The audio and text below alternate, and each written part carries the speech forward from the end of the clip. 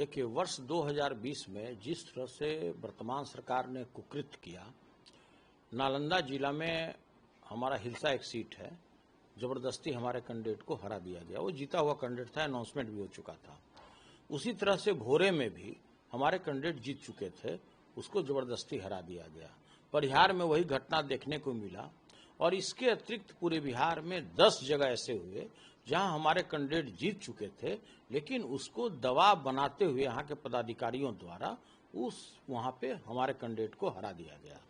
और अभी देखिए क्या हुआ, अभी पोलिंग चालू था, हजारों ऐसे पोलिंग स्टेशन थे जहां पर मताधिकार का लोग प्रयोग कर रहे थे 7 बजे तक, और 6:15 साढ़े 6 बजे मीडिया हाउस पर दबाव बना करके, कौन दबाव बनाया होगा ये भी हमको बोलने की जरूरत नहीं है, केंद्र सरकार में, और उन्होंने घोषणा करा दिया कि एनडीए फुल मेजोरिटी में आ रही है, ताकि जो लाइन में लगे हुए जो गरीब गुरबा लोग थे, जो हमारे वोटर थे, उन पर मनोवैज्ञानिक दबाव बनाया जा सके कि भाई अब तो एनडीए की सरकार आ रही है, अब क्यों अपना वोट जियान कर रहे हो।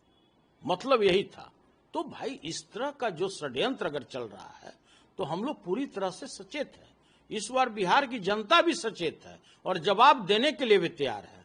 इसलिए मैंने सभी जो हमारे काउंटिंग से जुड़े हुए हमारे पदाधिकारी हैं, उनसे बड़ी विनम्रता के साथ मैंने हाथ जोड़ करके विनती की है कि आप ईमानदार हैं कि बेईमान हैं, अब इसके हम गहराई में नहीं जाना चाहते हैं। सभी पदाधिकारी बेईमान नहीं हैं, 20, 22, 25% ऐसे ही पदाधिकारी हैं जो उसमें ईमानदार हैं, लेकिन जो गलत ढंग से जो पोस्टिंग पाए अभी चुनाव के जस्ट पहले, और उनको रिटर्निंग अफसर इस कार्य के लिए ही बनाया गया कि आप जो हमारे टायर्ड और रिटायर्ड अफसर हैं उनके कहने पर आप काम कीजिएगा।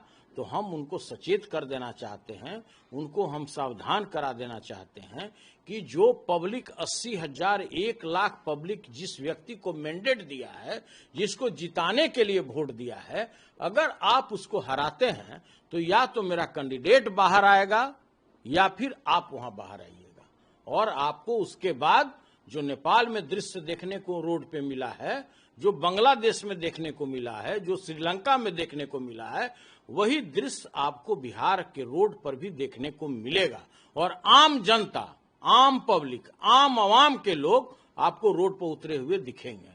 तो भाई हम यही विनती करना चाहते हैं आपके माध्यम से सभी वो ईमानदार और बेईमान अफसरों को कि भाई आप दूध का दूध और पानी का पानी कीजिए। आप किसी के कहने पर गुमराह मत होइए। आपके भी परिवार हैं, आपके भी बाल बच्चे हैं, आपके भी परिजन हैं। तो भाई आप इतनी बड़ी गलती मत कीजिए जो वर्ष 2020 में कुछ पदाधिकारियों ने किया है, जीते हुए कैंडिडेट को हरा दिया। तो हम लोग बिल्कुल इसके लिए सचेत हैं और हम आप लोगों से भी आग्रह करते हैं कि आप कोई वैसा काम नहीं कीजिए जो जनमानस के विरोध में हो, जिसको जनता कबूल नहीं कर रही है। आज बिहार के लोग आज बेरोजगारी के विरुद्ध में वोट दिए हैं, पलायन के विरुद्ध में वोट दिए हैं, जो व्याप्त भ्रष्टाचार है प्रत्येक ब्लॉक में, प्रत्येक अनुमंडल में, जहां मृत्यु प्रमाण पत्र लेने के लिए भी रिश्वत देने पड़ते हैं, उसके विरुद्ध में लोगों ने वोट किया है।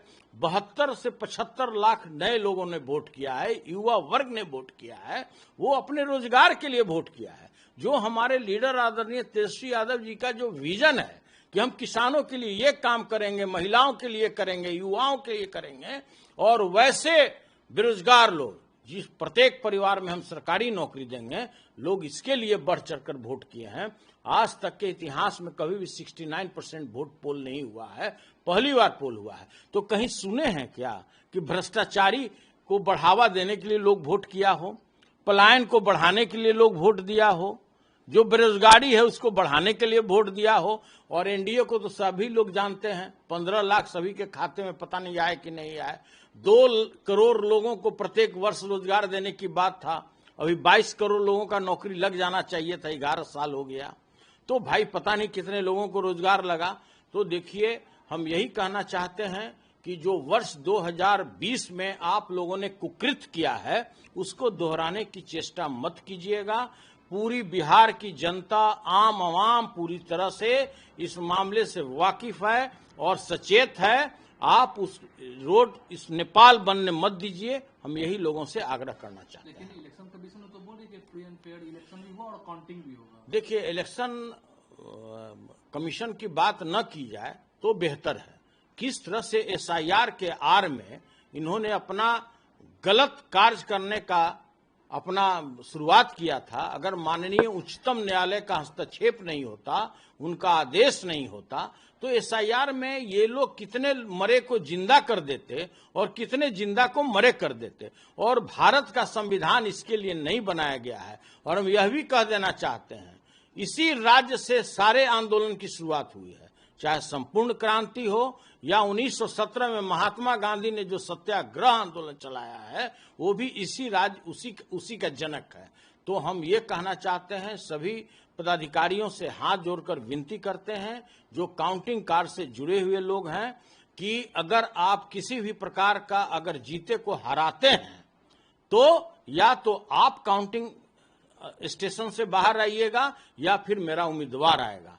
तो भाई हम सचेत कर देना चाहते हैं कि किसी के कहने पर, किसी भ्रष्टाचारी व्यक्ति, किसी भ्रष्टाचारी पदाधिकारी के कहने पर आप कोई गलत कार्य नहीं कीजिए, यही हमारी विनती है। और आप बिहार के रोड को नेपाल बनाने से बचाइए। क्या लगता है कल आपको कि बदलाव होगा? इसमें भी कोई शंका का विषय है? हम लोग 140 से 160 सीट जीतने जा रहे हैं और तेजस्वी यादव जी के नेतृत्व में इस राज्य में नई सरकार बनने जा रही है।